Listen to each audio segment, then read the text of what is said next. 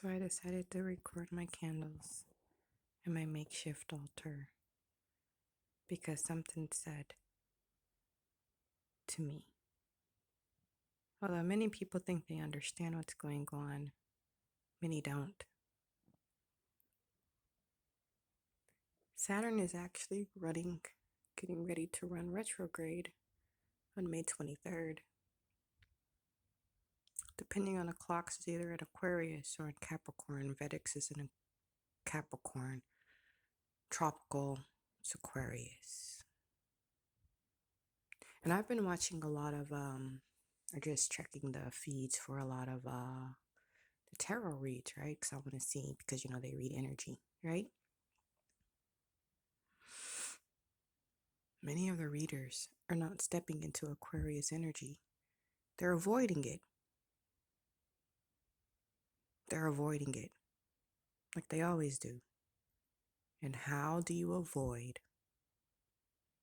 House 11 and the zodiac sign associated with humanity? Humanity now.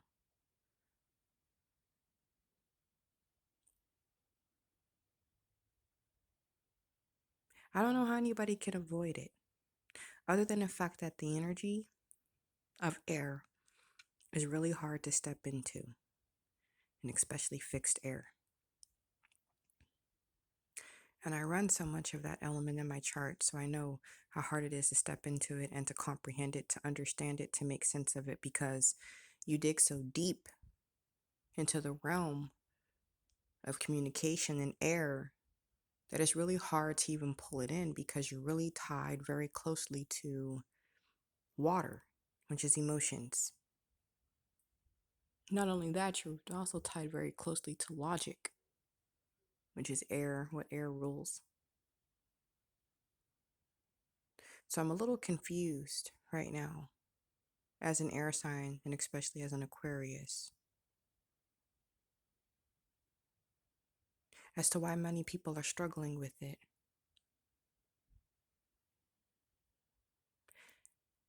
I think many of them are struggling with it because of the aspects of the darkest spaces that it does govern. But what I keep seeing in the dream state, and the channeled messages I keep getting, are nothing more than encrypted, but they're also very freeing and liberating. And so this is the time that we really get to reshape logic, emotions, humanity, friendship, sharing, communication, social media, and all things that govern us. And I keep seeing coins with the calendar year of 1967, and I need to research and see what that is, because I know it's Saturn sending me on something, because I keep getting years that end in 7. 1967, 1987, 1997, and I'm still trying to piece together what they all mean. But 67 is a year that I know I'm going to start with. I've just been feeling really deflated lately. I had somebody stop by today that I didn't really expect to see, and I was really irritated because they actually took the time to speak to me, and I don't know why. For what? After being a narcissist and gaslighting me, I can't even comprehend why anybody would want to speak to me. And I struggle very often with just who I am, my purpose, and what I'm supposed to do in my life. But what I do know is this, is that the energy is closing out so much stuff for me, and I'm trying to decide which way to go. because what I know is what's going on is that while many want to see the illusions, the moon still illuminates them. But the moon also governs your intuition. And Taurus is giving us a new moon on our inner securities, our highest counsel, our greatest this, that, and the other, because Taurus is fixed earth. I love earth moons. Um, they're very freeing and very liberating and very loving and very nurturing and very rooting if you know how to use the energies correctly. On top of that, I'm really anticipating this eclipse and this Mercury retrograde in Gemini because I know that Mercury is ruled by Gemini. And right now, I've been watching a lot of people lose their marbles and cry and have to deal with the emotions and the things that they hid within themselves that I guess they never thought that they would never have to deal with or face or reconcile. And as for me, although I'm a little uncomfortable and, well, to be quite honest, terrified as to where I'm going to go next, I'm still very hopeful of the changes because Aquarius does govern the aspect of hope. And this new moon in Taurus, because I know Taurus governs the aspect of faith, we're getting a new faith and outlook on how we see things. Because I actually see this shift and I feel the shift, and it's very freeing. And for me, things are lighter, whereas for other people, things are getting heavier. And they're getting heavier because these are the same people who took shortcuts and didn't honor things and put more weight on people who could carry heavier loads. And as for me, I've just been unloading and unpacking and unloading and unpacking and unloading and unpacking and stripping myself down to the very purest and hardcore essence of who I am. And I've been really studying my cards, trying to get them in the different decks that I have to work correctly with how the divine wants me to use them. And while there are many readers out there, there are only certain ones that I actually follow. I actually trust and I resonate with anymore because I know I'm being moved at an exponential rate and I'm being elevated. So certain things I don't resonate with anymore because my energy signature is changing and it has changed. And I'm still trying to understand what it truly means to have a North Node in Aquarius. Sometimes I don't even like to tell people I'm an Aquarius, but I do it because I actually like being an Aquarius because I know that I feel very deeply. I know I love deeply. I know I give deeply. A majority of my life, I have given way more than I have ever received. Receiving for me is very hard. Giving is easy because I know that to give is a gift. But what I need to learn is the importance in receiving and the importance in standing in feminine energy, which is earth and water. And as an Aquarius, although it's air, I am the water bearer, which means I govern all of water. I cry often over Capricorn and the rotation of that because I want the sea goat to come home because Aquarius is also the guardian of the sea. And I know that Eris is with the well in Cancer. It's about ready to make the descent and tell everybody to pick a path. Which way are you going? Because the chariots are coming. I see them. I see them.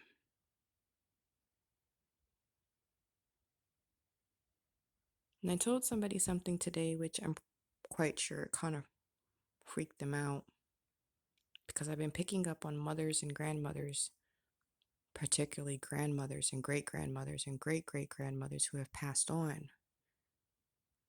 And I don't recall or remember any of mine, so I don't really feel that they're mine. Actually, I know they're not because they talk to me in the dream state, and I hear many of them cry out for their grandsons, great grandsons, granddaughters, and great granddaughters. I want to know why they don't take the time to just talk to them, turn around and acknowledge them, or write them. Because I know I have to get ready to write my father here pretty soon because the anniversary of his death is coming up on Sunday. And normally I'm really emotional over it. Well, the day hasn't come, so I don't know how I'm going to take it. So we'll see come Sunday. But I don't think I'll be that bent like I've normally been because I know that my father, my father, my grandfather, my great grandfather, my cousin, all came through a portal all at the same time. And when they came through with force, I shook. And I had to actually walk away because the energy that I felt from them and the conversations and the things that they were saying was just hilarious, right?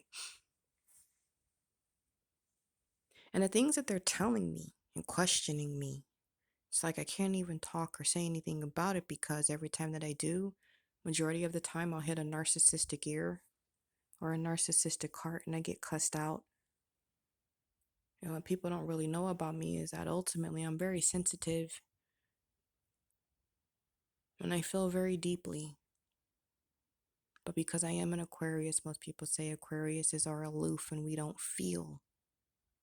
And how can the water bearer not feel when we're the governor of emotions?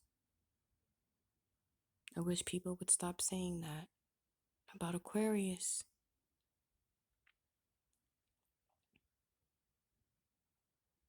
I ran into a Cancer once and she says, yeah, Aquariuses are very loving. And it helped to free something in me because I actually felt like I was heard.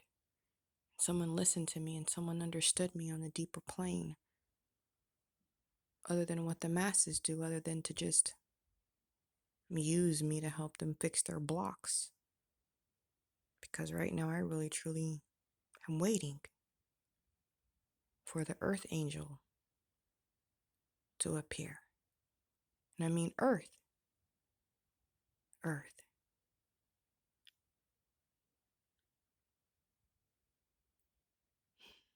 Will they appear? Will they show up? I don't know. Doing my best not to let my nerves get to me. That shouldn't be too bad because I am an air sign and I can always go directly to Gemini and ask Gemini what it is I need to ask Gemini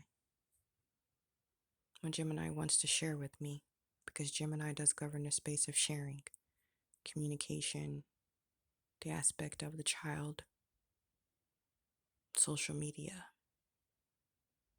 the twins, the origins of man. And Venus is in Gemini right now.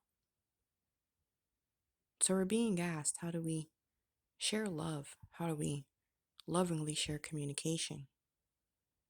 It's not about making fun of people anymore or hiding things anymore, because what we're all struggling with is coming out of the age of Pisces, which was all about what was hidden.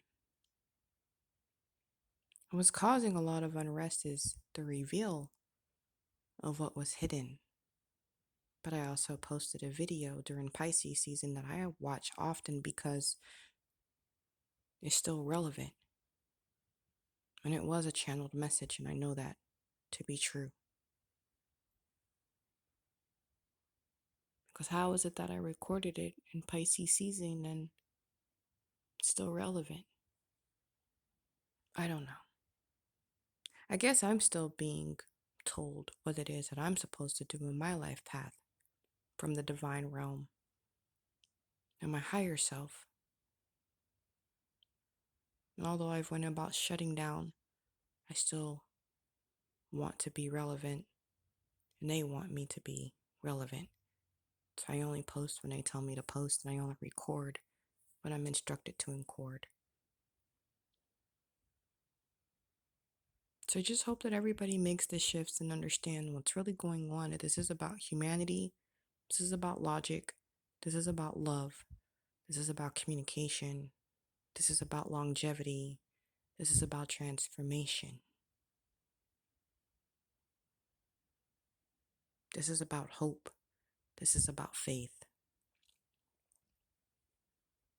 This is about wise counsel. So ask yourself, do you have what it takes to choose these things? Because we're all being asked, self included.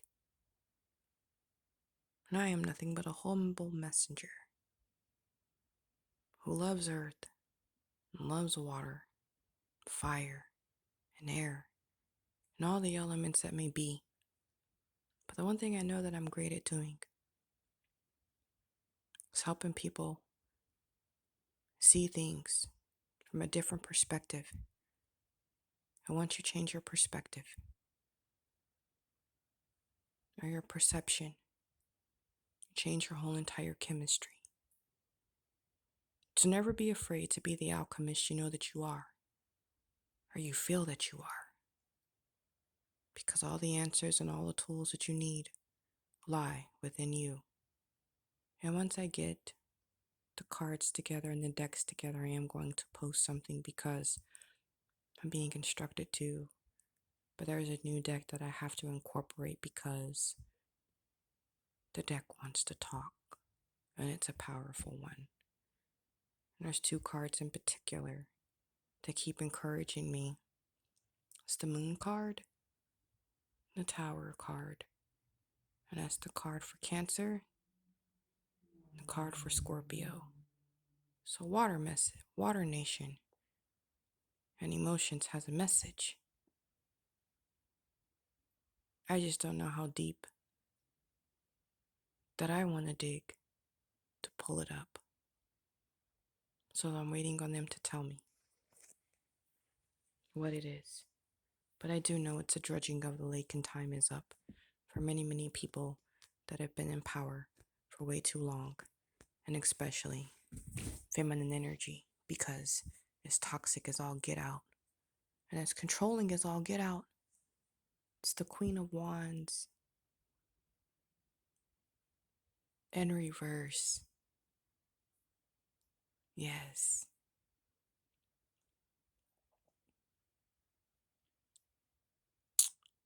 Yes.